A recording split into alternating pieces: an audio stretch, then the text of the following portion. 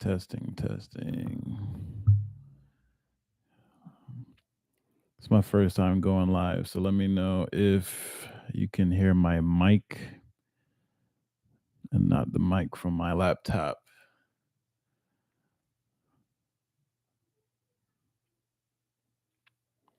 Hey, what's up, Zach? Appreciate you for joining us.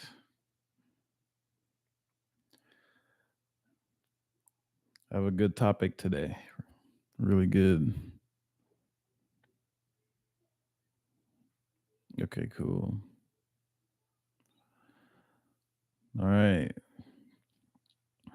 If you know anyone that will benefit from receiving their breakthrough, go ahead and send them that link. I have something really good for y'all to think about today, and I'm excited to share it.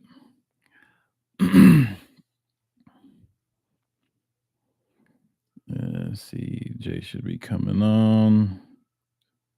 I'm gonna wait for him to join real quick. And then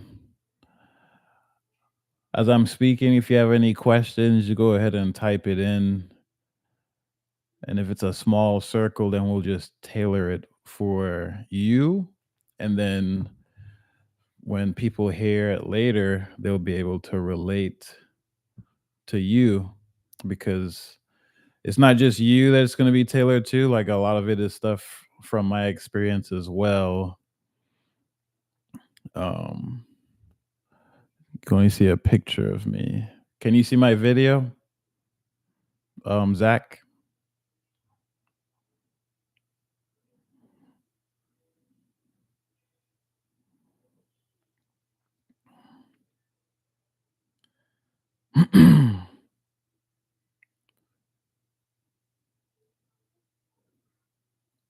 Can you see my video? Okay, cool. All right, so today's topic is understanding your breakthrough for the YouTube clicks, but the real topic is becoming your unique butterfly. Becoming your unique butterfly. And the reason I want to name it that is because there's a lot of things in life that's naturally occurring, the natural world, and if we can understand what's going on in the natural world, we can often better understand ourselves because the universe, animals, plants, they all live in their purpose. They don't have their own will. So they don't have a choice to do anything other than what they were made to do. Humans are the only things or beings on earth that have will. So we can decide to go against our purpose.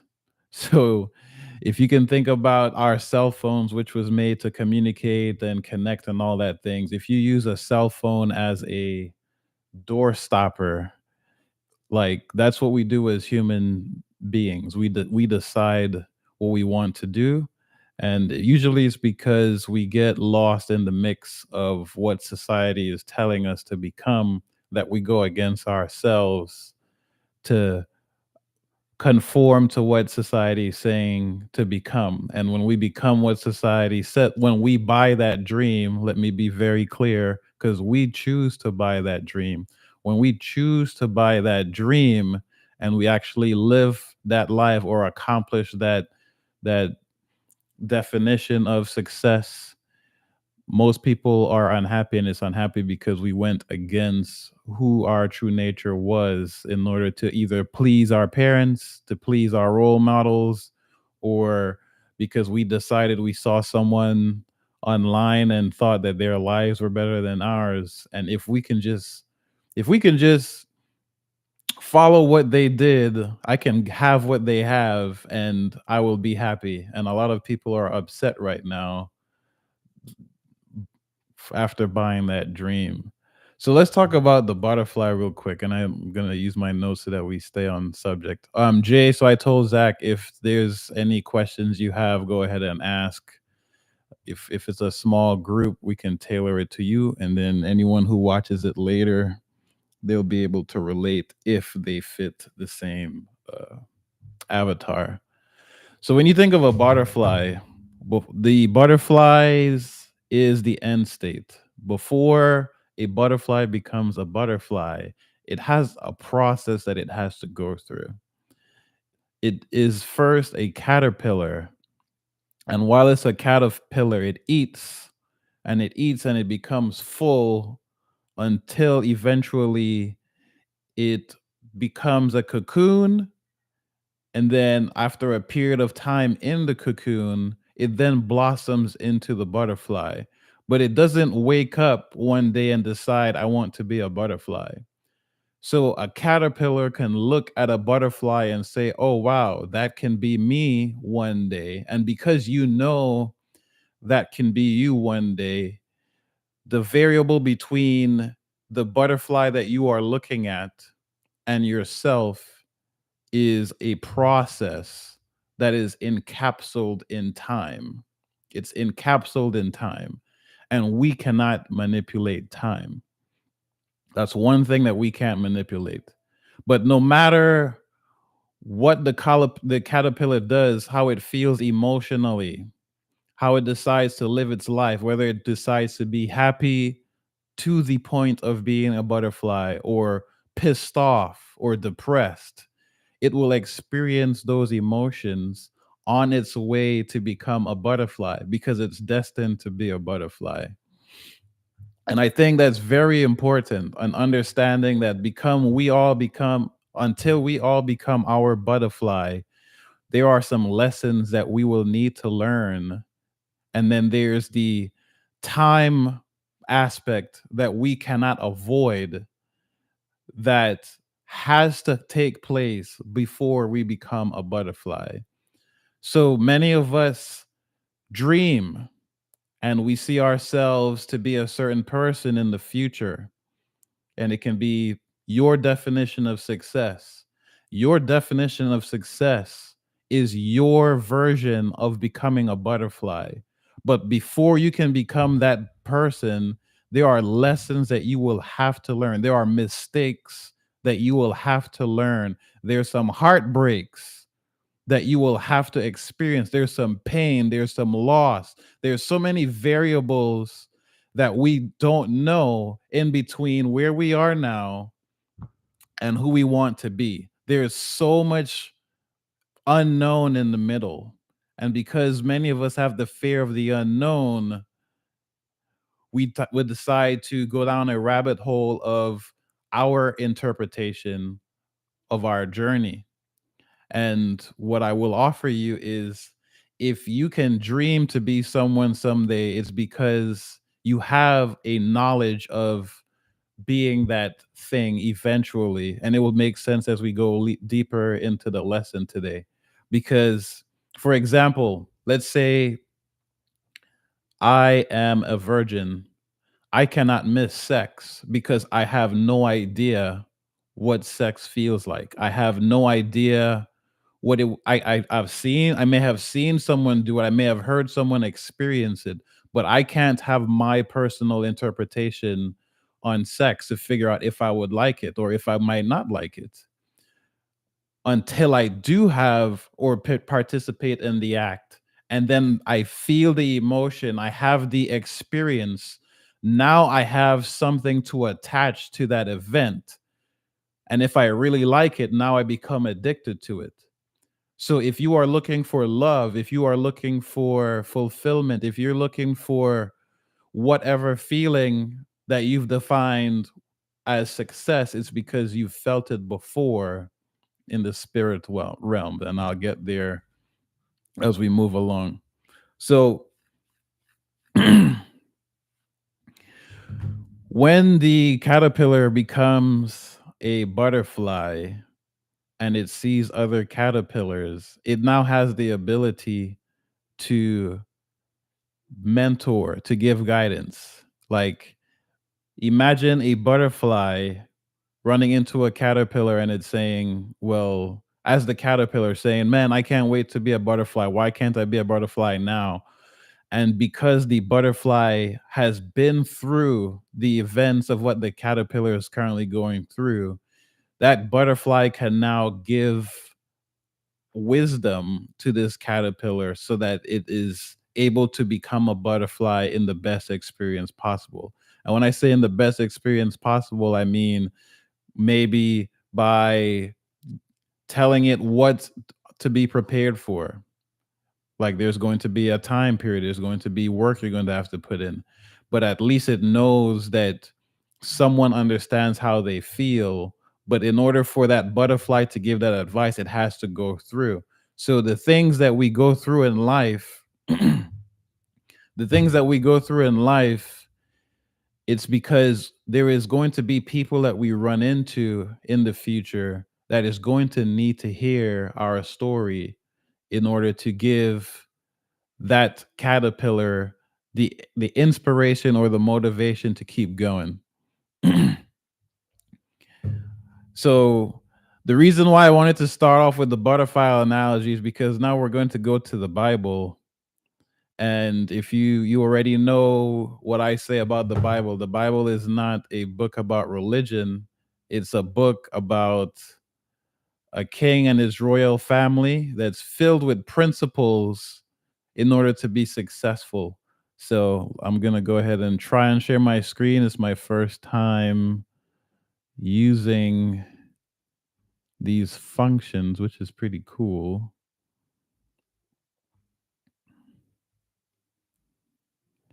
I was okay, that's cool. Nice. All right. So what we're going to start, and I'm gonna share it so that way you guys don't have to pull up your own Bible. But we're gonna start at John chapter 2 from 1 to 5.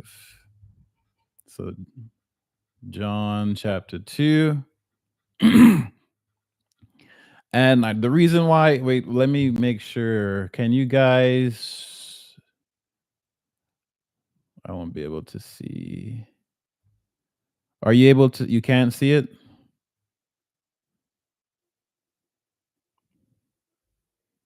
Let me know if you can see it. This is pretty good. So I can, oh, now you can see. Perfect. Oh, no, I can see myself. All right. So we're going to start off from verse 1 to 5. And Jesus was an example of who we are now on earth. Jesus was the act, like when people say Jesus was our example, a lot of people don't really know what that means. And that's a question that we need to start asking in general is what does that mean? So Jesus came down to earth as God, and we as human beings are all versions of God. We're all different versions of light, whereas all of us combined would be the full the full essence of God.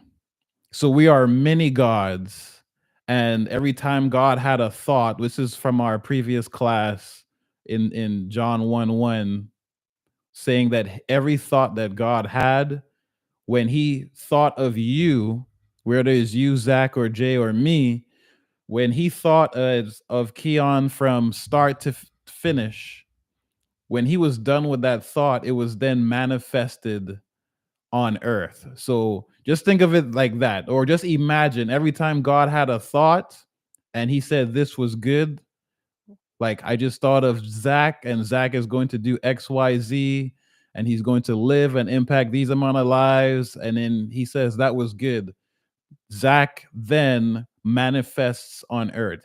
So the spirit leaves from God and then manifests on earth so that we can then execute the plan that God thought about. And when we get on earth, we go through our journey from being a caterpillar to a butterfly. So let's start from verse 1. It says, on the third day of this is when Jesus was at the wedding. On the third day, a wedding took place at Cana in Galilee. Jesus's mother was there, and Jesus and his disciples had also been invited to the wedding. When the wine was gone, Jesus' mother said to him, "They have no wine." So Mary was telling Jesus, "There's no wine." And Jesus said, "Woman, why do you involve me? My hour has not yet come." We'll come back to that. His mother said to the servants, "Do whatever he tells you." All right. So there's something that Jesus knew about life that we didn't know. Jesus understood that even though he was God in human form, that it was not his time to be glorified on earth. He knew he had a purpose on earth, but he knew that when Mary asked him to help with the wine situation, he knew that it wasn't his time to have that impact on the world yet. And that's an issue that many of us struggle with is we dream and we see this vision for our lives and we want it to happen fast. We want to be successful fast. We want to be successful now. And what we don't understand is that our time has not yet come. So every time you feel like, man, every time I think that something is going to happen for me to take off or break through, something happens. And it's because we're trying to rush our time. And that is something that Jesus was very clear on throughout the Bible. And we're going to bring up another verse shortly. So, verse 3, I wanted to talk about verse 3 when Mary said, turned to Jesus and said, "There's no wine." Mary is a representation of society where people might see that you have potential to do many different things. And even though you are not ready, they might be in a situation where they need to benefit from you. So they try to convince you that your time is now. And we need to be disciplined. We need to be patient to understand that it's a process. So Jesus knew he could have turned the water into wine, but he did not want to because he understood the importance of timing. The importance of timing, very important. We have the decision to make when society puts stress on us to say, "Hey, you should be doing this," or "Why aren't you out of your parents' house by now?" or "Why isn't your business flourishing right now?" And we take all of those expectations from the external world and we put it on us, and now we feel like a failure because it's like, well, everyone is saying that I should have been successful by now. I believe that I'm destined for greatness and I'm not where I want to be yet. So now we start to find other ways to quote unquote speed up the process or um get outside of God's plan, because now we start to forget that we are on a path to become a butterfly. Someone says, "I need to be a lion." And now you're a caterpillar trying to be a lion. And then we start to get disaligned. So now I'm trying to be a butterfly because I really feel I can be a butterfly. But X, Y, and Z is saying I can be a lion. And now the government say that I need to go and become a dog. So now we have all of these things on our plate. We start to lose focus. And now that you're trying to manage all of these expectations, we start to feel overwhelmed.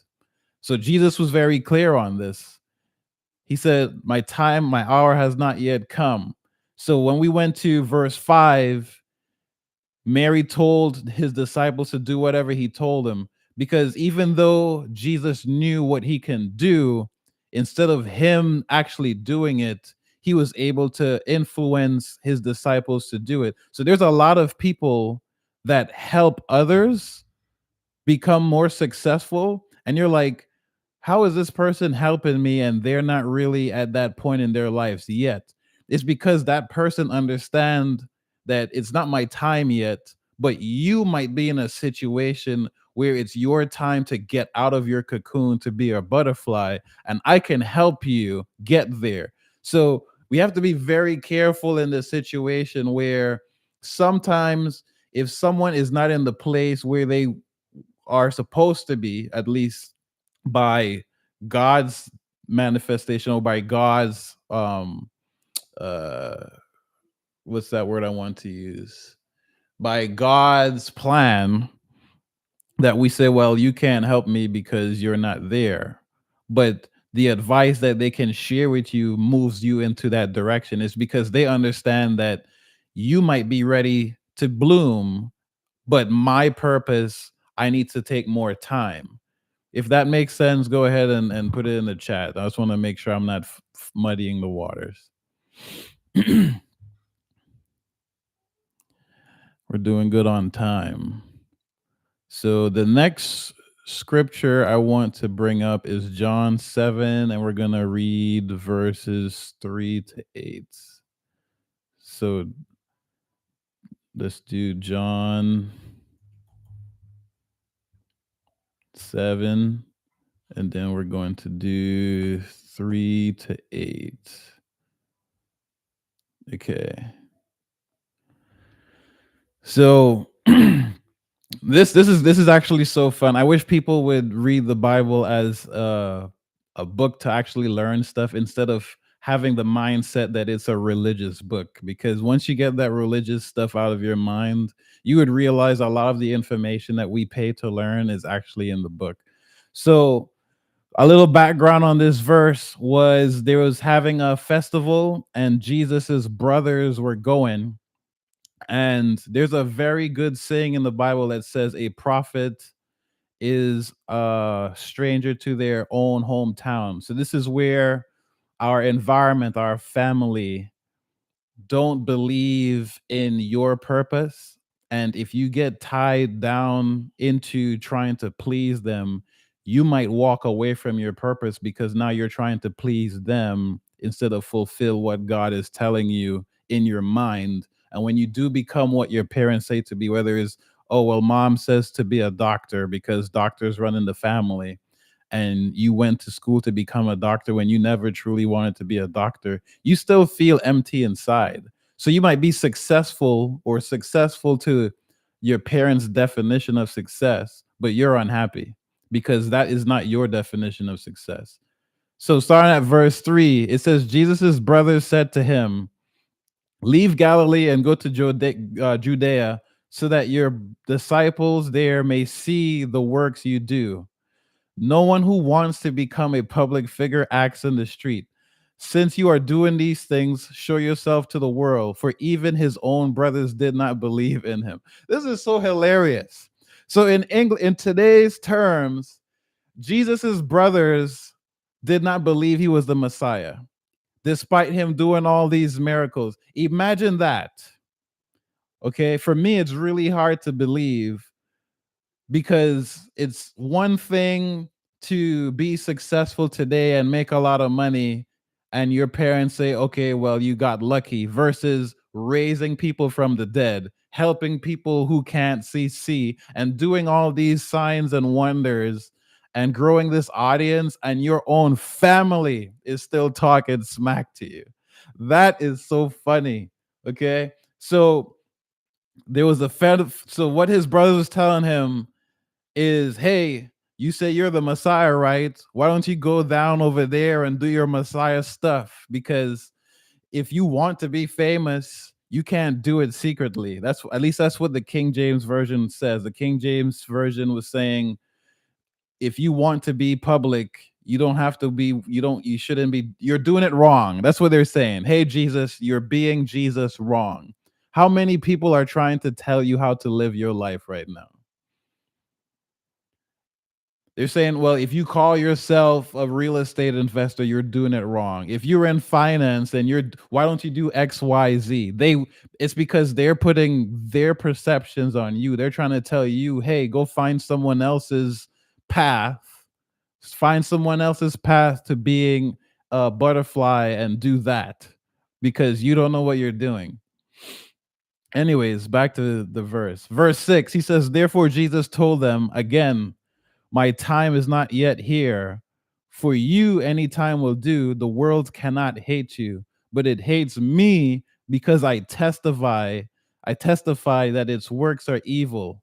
You go to the festival, and I'm not going to the festival because my time has not fully come. So they're trying to have him go to the festival so he can be the Messiah and grow his following. I'm just using today's work. Grow his social media page, because whatever you say you do, no one's going to find out if they don't see you, and nobody know you right now.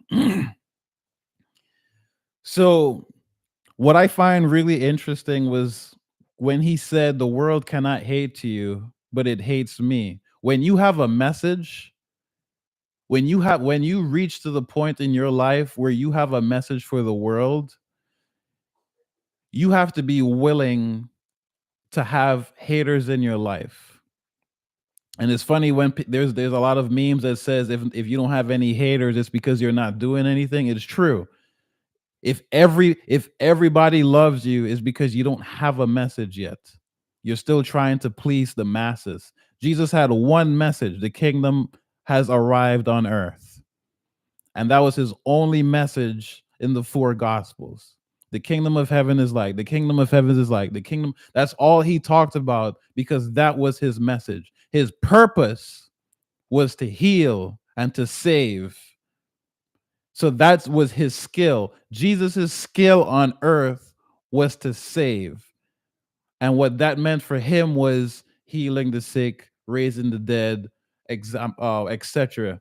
So, because we are manifestations of God, and I'm not going to go into that verse, but you guys can look it up right now. By the way, don't take anything I say, look it up.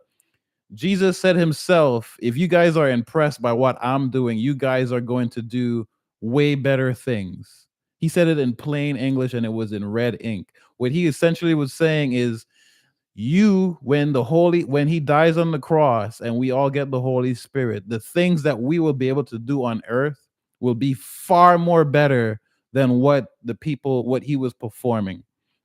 So we have billionaires, we have really successful and influential people in this world. They are all different versions of God, small g, with a message. And on their way to their message, they ran into haters, just like how Jesus ran into haters.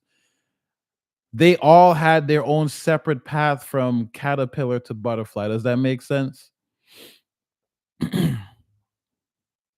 So, what he was saying is, his brothers right now, they don't have anything. Like right now, a lot of people, they live their lives on autopilot.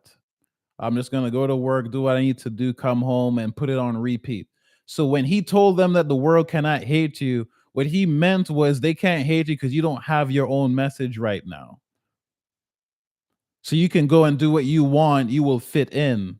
But when people see me, they will know, hey, that's the guy that preaches the kingdom. That's the guy that's healing on the Sabbath.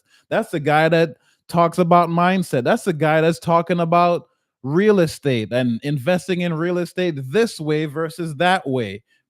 Does that make sense? So understanding everyone's unique path to becoming a butterfly is what I think is really important, and that's why I wanted you guys to get today. You have to be able to trust your journey. You can't let we can't let other people influence us, especially the ones that we love, because that's a trap that we fall in. We say, well, I want I don't, especially if your basic human need is love or connection, and your parents, your friends, the people that influence you are not supportive in the things that in the dreams that you want to accomplish. They're like, girl, why you trying to do all that? Nobody in our family did XYZ. And if we fall under that trap, we get off path. We delay, we create more work for ourselves. Let's see where we are on time. Okay, cool. So I'm going to bring up the last verse, and then we'll talk about it in the end. So we're going to go now to John 12. Oops, spelled that wrong. John 12:21 to 28.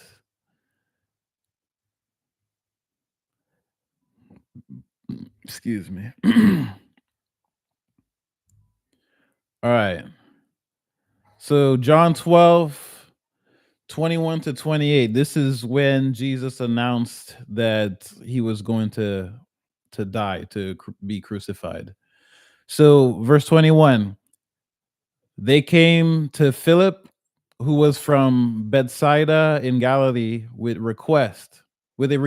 Sir, they said, we would like to see Jesus. Philip went to tell Andrew. Andrew and Philip in turn told Jesus.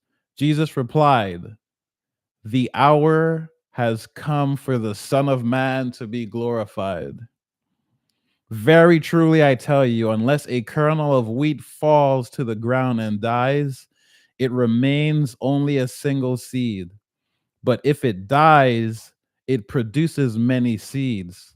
Anyone who loves their life will lose it, while anyone who hates their life in this world will keep it for eternal life. Whoever serves me must follow me, and where I am, my servant also will be.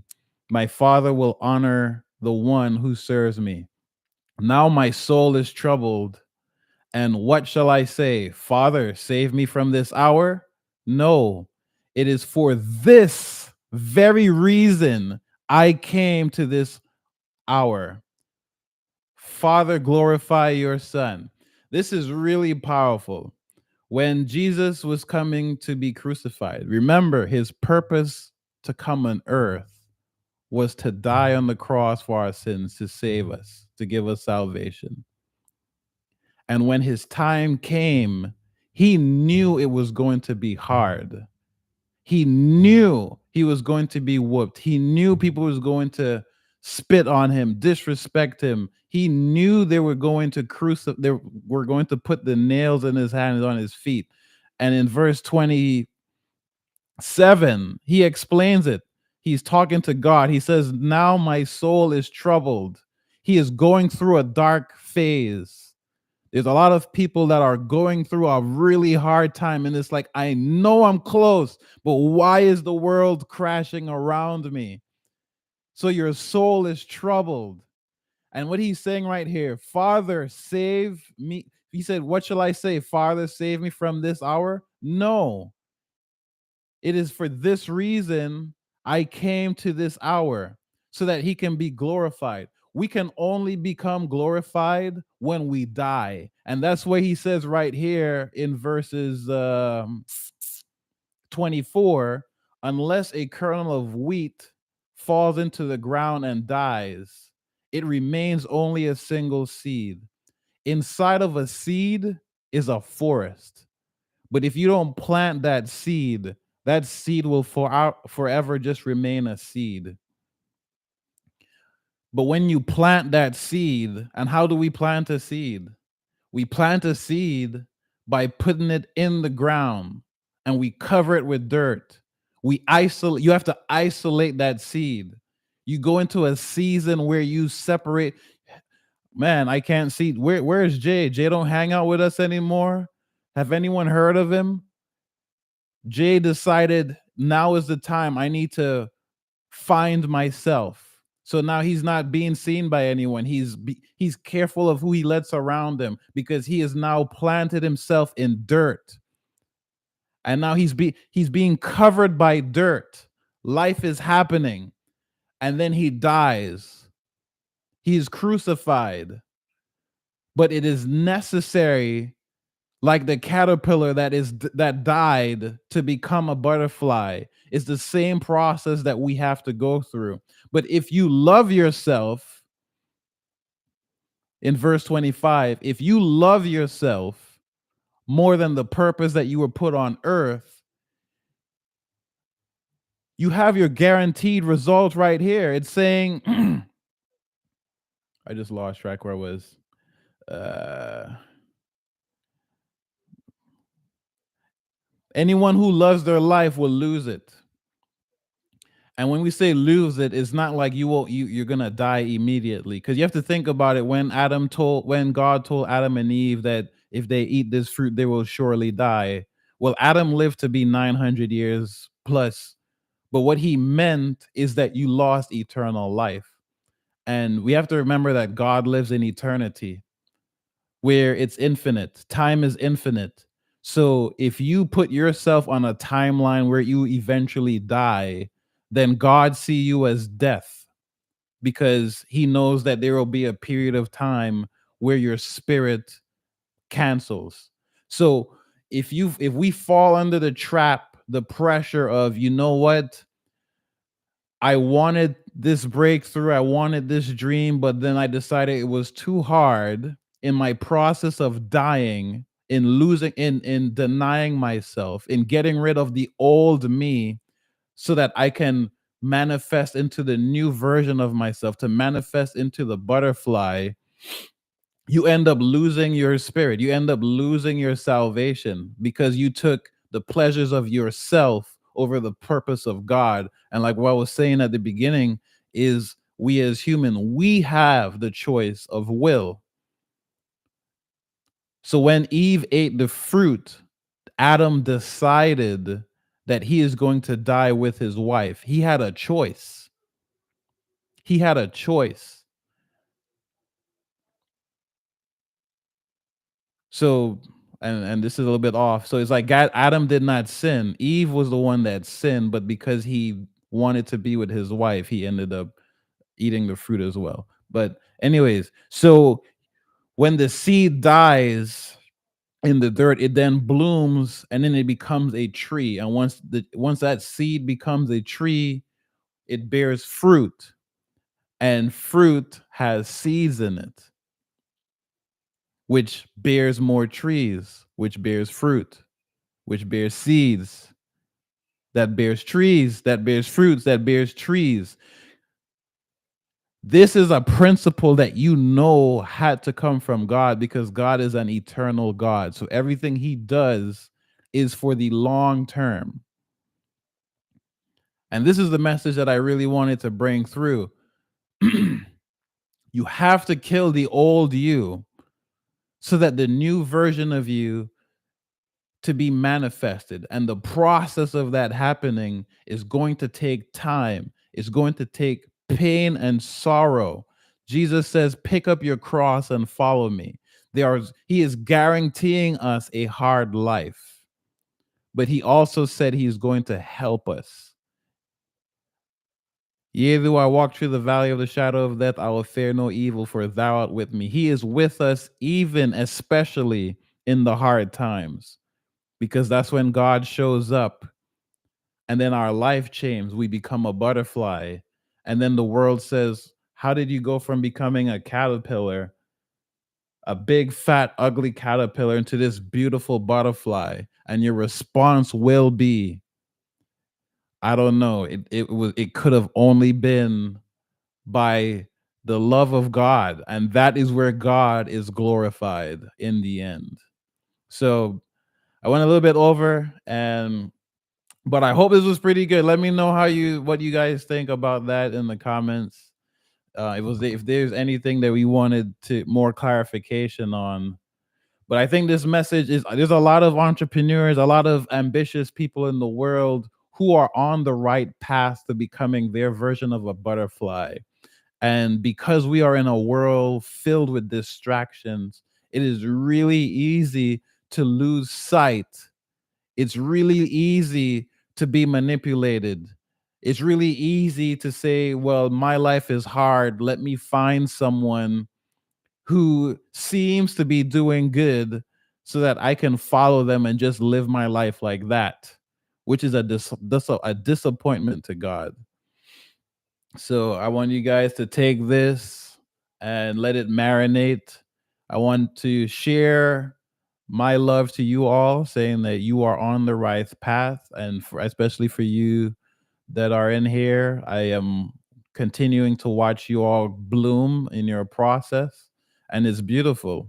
It's beautiful because at the end, it's going to be the story that you have as a butterfly to the caterpillars in your life, that your story is going to be what they need to hear to understand wow, I've created so many different manifestations of success that is keeping me from becoming the butterfly that I knew that I could be at first, but it got defiled by the opinions of others or by my emotions or by my need for comfort because we maybe lack discipline. So we look for an easy way out. That's another class that I want to give, the dangers of cheating.